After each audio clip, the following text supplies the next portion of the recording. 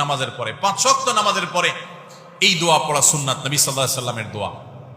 আল্লাহুম্মা আইন্নি আলা যিকরিকা ওয়া শুকরিক। আল্লাহ, আমি যেন আপনার জিকির করতে পারি, আল্লাহ আমি যেন আপনার শুকর করতে পারি, আপনি আমাকে সাহায্য করেন। ওয়া হুসনি ইবাদাতিক, এবং আপনার ইবাদত যেন সুন্দরভাবে করতে পারি সেই তৌফিক দান করেন।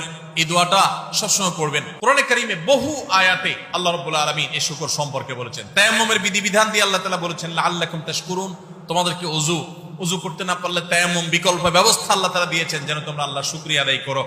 এবং আল্লাহ তাআলা বাতাস মানুষ উপকার দিয়েছেন, উপকারী বাতাস, সেটা বর্ণনা কোরআনে দেওয়ার পর বলেছেন লাআল্লাকুম তাশকুরুন, যাতে তোমরা সেই নিয়ামত পেয়ে আল্লাহর শুকর আদায় করো। এবং আল্লাহ রাব্বুল আলামিন কোরআনে কারীমে আমাদেরকে এই পৃথিবীকে বসবাস যোগ্য করে দিয়েছেন, সে বিষয়ে আলোচনা করার পর বলেছেন যে এত কিছু পাওয়ার পর কালিলাম মা তাশকুরুন, তোমাদের মধ্যে খুব অল্প সংখ্যক মানুষ আল্লাহর ইবাদত করে। নবী করিম সাল্লাল্লাহু আলাইহি সাল্লাম আল্লাহর কাছে দোয়া শিক্ষা দিয়েছেন আমাদেরকে, আল্লাহুম্মা আইন্নি আলা যিকরিকা ওয়া শুকরিকা ওয়া হুসনি ইবাদাতিক। প্রত্যেক নামাজের পরে, 5 ওয়াক্ত নামাজের পরে এই দোয়া পড়া সুন্নাত, নবী সাল্লাল্লাহু আলাইহি সাল্লামের দোয়া। আল্লাহুম্মা আইন্নি আলা যিকরিকা ওয়া শুকরিক।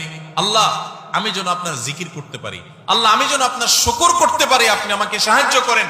ওয়া হুসনি ইবাদাতিক, এবং আপনার ইবাদত যেন সুন্দরভাবে করতে পারি সেই তৌফিক দান করেন। এই দোয়াটা সবসময় পড়বেন।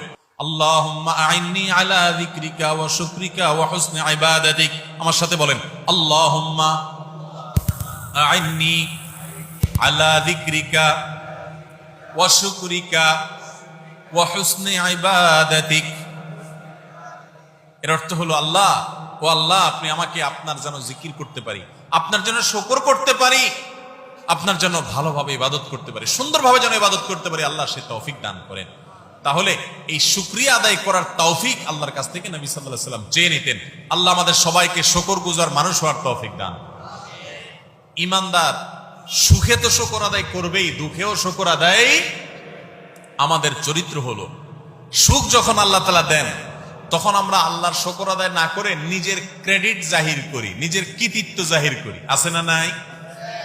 একটা লোক অনেক কষ্ট করে কিছু টাকা পয়সা কামাই করছে, কিছু ঘরবাড়ি হয়েছে, কিছু জমি জমা হয়েছে, ব্যবসা বাণিজ্য হয়েছে, বিদেশ গেছেন, অনেকদিন বিদেশ করার পর অনেক কিছু করতে পারছেন।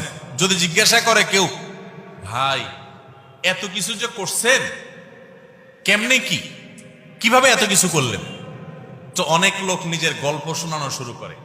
ভাই জানেন না, মাথার গাম পায়ে ফেলে আজ পর্যন্ত আসছি, এমনি এমনি আসি নাই ভাই, বলে কি বলে না? তার মানে আমি যা করছি, যা দেখছেন, এই সবগুলো আমার মাথার গাম পায়ের ফসল। আমার কথা হলো, ওরে ভাই, তোমার চাইতে আরো বহু বেশি কষ্ট করা মানুষ রাস্তায় এখনো ঘুরতেছে, কিছু করতে পারে নাই, আছে না নাই? অনেক লোক আছে যে 2, 5, 10 বছর বিদেশ করার পর অনেক কিছু করে ফেলছেন। আরে ভাই, আপনার চাইতে আরো বেশি দিন বিদেশ করার পর কিচ্ছু করতে পারে নাই এমন বহু লোক আছে না নাই? তাহলে শুধু পরিশ্রম দ্বারাই যদি হতো তাহলে তার কেন হলো না?